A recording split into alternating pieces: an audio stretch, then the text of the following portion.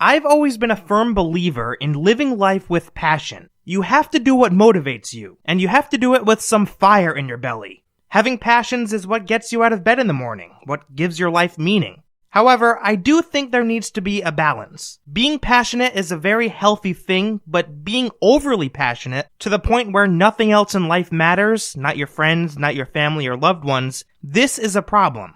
Enter Anton Crane, a man who is so caught up in his work that you rarely hear him talk about anything else. When we first meet Anton, the streets of Roseway are littered with the corpses of scientists who were working for him. All of this bloodshed, come to find out, was due to a large-scale raptidon attack, after a gang of outlaws broke into the lab and accidentally freed the creatures from captivity. Anton subsequently sent out a distress call, and while you'd think that his reason for doing so was because of the murderous outlaws and the bloodthirsty raptidons, I happen to believe that it had more to do with the fact that his prized research was stolen from the lab. The outlaws and the raptidons were sort of a secondary concern. The real problem, and the real reason Anton sent out the distress call, was because he didn't know how to cope with the idea of potentially never seeing his research again. I believe this to be true based solely on our first conversation with Anton. He's quick to mention his research, but fails to express any concern whatsoever for the threats now facing Roseway or for the safety of his own employees. Hours ago, a group of vicious malcontents fell upon us, shot up our labs and loosed our research subjects, the raptidons. If those cretins get their hands on my research, well, they'll need not kill me.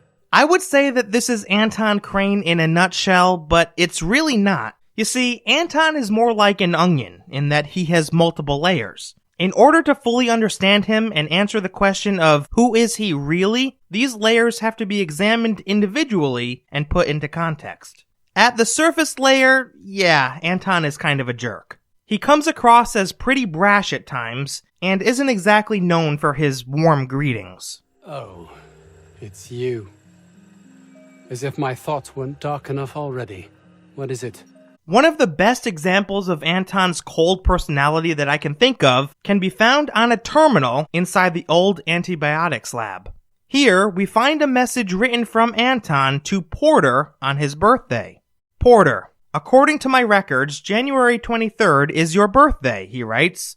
As is protocol, please feel free to enjoy one 10-minute break between your normally scheduled 3 o'clock and 4 o'clock patrol shifts. I sincerely hope that on this day, you take a minute to enjoy the fresh air of Terra 2, brought to you by the thorough kindness of Auntie Cleo. The first time I read this email, it really struck me the wrong way. There was no, have a happy birthday, Porter, or hope you have a great year ahead. Instead, this was Anton doing the bare minimum for someone I consider to be a great worker and an even better man. I suppose one could argue that Anton was just following company policy here, but at the same time, I don't think there's a company policy that prohibits showing some kindness and appreciation towards employees, especially on their birthday.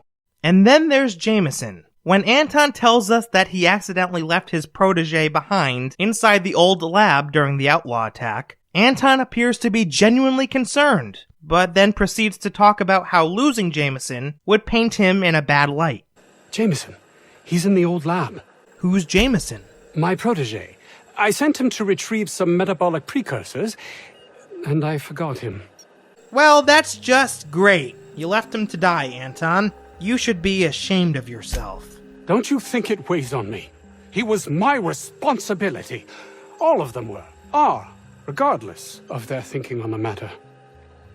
If he has died, too many have been lost. Too many black marks against my name, and far too much paperwork.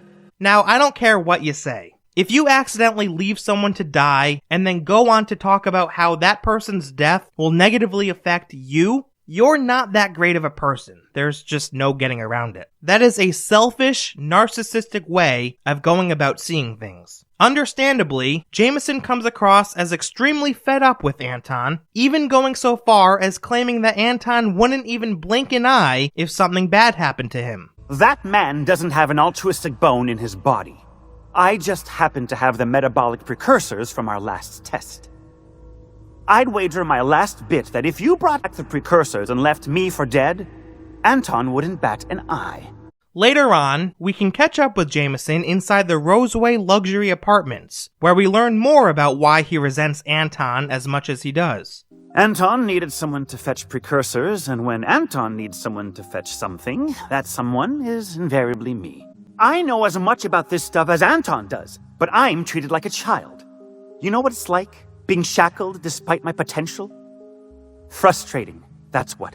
So now we know two things for certain just through our interactions with Jameson alone. First, we know that Anton doesn't care about Jameson nearly as much as he cares about his research. Otherwise, Anton wouldn't have forgotten about him when the outlaws attacked. And second, we know that Anton is not that great of a mentor either, on account of Jameson never being able to do anything by himself without strict supervision. But Jameson and Porter aren't the only employees that Anton has treated poorly. Inside the storage facility, we learn on a terminal that Anton's property manager, Maria Volkova, has been all but neglected. She writes, "As a reminder, I am currently the sole property manager for all three facilities, and I remain the only person required to sleep on site rather than in Roseway. According to human resources standards, my position entitles me to refreshment facilities of not less than 4 square meters. She goes on to explain that she doesn't even have a shower, which is particularly problematic because her job is often very messy and unsanitary. There's no reason why Anton couldn't have allowed Maria to live in comfort within the walls of Roseway.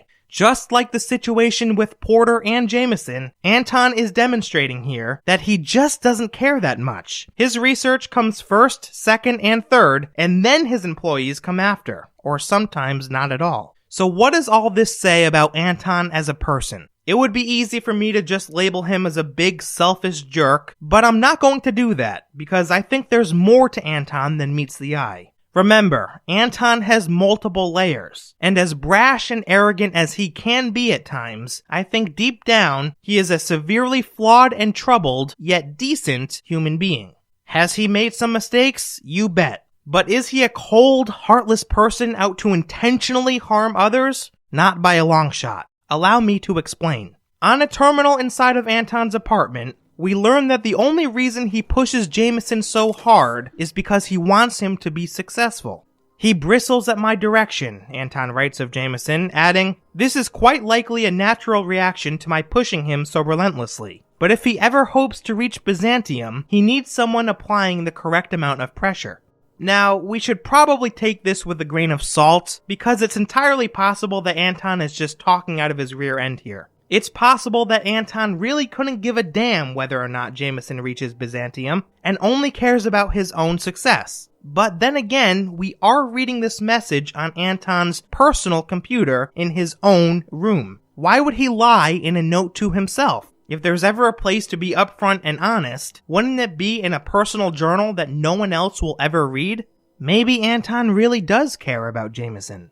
On yet another terminal inside Anton's office in the covert lab, we learn that Anton genuinely cares about producing a quality product that will benefit the lives of the people of Halcyon. After several rounds of testing, Auntie Cleos' project director, Jeff Trammell, informs Anton that one of the side effects of his diet toothpaste product is blindness. After it's discovered that the toothpaste actually works as an effective appetite suppressant, Trammell instructs Anton to focus more on improving the taste of the product and less on solving the blindness issue. However, a subsequent email from Trammell implies that Anton remained focused on solving the blindness issue, even after being instructed to ignore it. "Seriously, Anton, you really must let the whole blindness thing go," Trammell writes. "Your dedication to solving it is admirable, but also a bit misguided, I dare say," and it goes on. I found this series of emails to be particularly revealing, because they get at the core of who Anton Crane really is. Yes, he wants to make a name for himself. Yes, he wants to end up in Byzantium. But he also cares about the well-being of his customers, which is an extremely rare trait in corporate Halcyon. This is part of the reason why I hesitate to label Anton Crane as a bad person. If he were a bad person, wouldn't he ignore the blindness issue altogether and focus all his attention on making money? Wouldn't the safety and well-being of his customers be irrelevant? This isn't even the only time that Anton expresses concern for how his product could potentially harm his customers. After bringing him back his research, Anton asks us an interesting question. Actually, there is something else. Why do you suppose Auntie Cleos would want to market diet toothpaste to the lower classes? I haven't seen many fat townspeople, now that you mention it. Yet, when we discovered the appetite's suppressing potential, they were more interested in selling to the workers, at a reduced price even. There's something amiss here. It nags at me like a sore tooth, but I can't for the life of me figure out why. Reducing the appetites of people performing physical labor is potentially life-threatening. By the architect, this could be a disaster. Why did I not realize that? Here again, we see that Anton is taking the time to think about how his work will affect other people. You can tell that he's genuinely not out to harm anybody. And again, this is why I refuse to label him as a bad person at his core. Well, you got your research. That's what's important here, right? That would have been enough before, but you questioning my motives, my compassion, has unsettled me. All I cared about before was Byzantium. I believed getting there was everything, that my life would finally have meaning. Listen, you've been sold a bill of goods. I would refuse to play their game, I were you. That's easy for you to say. You're not trapped like I am. And who's keeping you trapped? I honestly don't know. You see, folks, Anton Crane is his own worst enemy. He's trapped himself in this thought process where he has to produce a successful product and he has to end up in Byzantium. He thinks about it non-stop. He obsesses over it, and often this obsession manifests itself in the unintentional neglection of his employees. That's why he comes across as a bad person, but once you peel back the layers and get at his core, you discover that Anton is just overly passionate about his work. He even admits this in one of his own terminal entries, writing, quote, "My unrelenting drive has always set others against me." So, to sum up, is Anton Crane a bad person? No. Is he heartless? No, I don't think he is, though I can see why you would think otherwise. He's just passionate about his work and driven to become something more than another brick in the wall. Under normal conditions, these are traits that should be celebrated and encouraged. The problem with Anton is that he is so driven and so passionate that he often forgets about everything else around him. It's not that he doesn't care. It's that he doesn't know how to balance work with life, and as a result, he chooses to focus on the former rather than on the latter. Folks, I would love to know what you think about this. Do you agree with me when I say that Anton Crane isn't a bad person, or do you think he's hurt too many people to be considered anything but heartless? Have you ever become so passionate about something that you find yourself entrenched in an all work, no play type of mindset? Let me know in the comments below. I post new videos on the Outer Worlds every Wednesday and Sunday, ladies and gentlemen, so be sure to subscribe and hit that bell notification icon so that you can be alerted when I post new content. If you're so inclined, leave a like on this video too. I'd really appreciate it. I'll be back in just a few days with a brand new video on the Outer Worlds, but that's all I've got for now. Thank you again so much for watching, and I'll see you next time.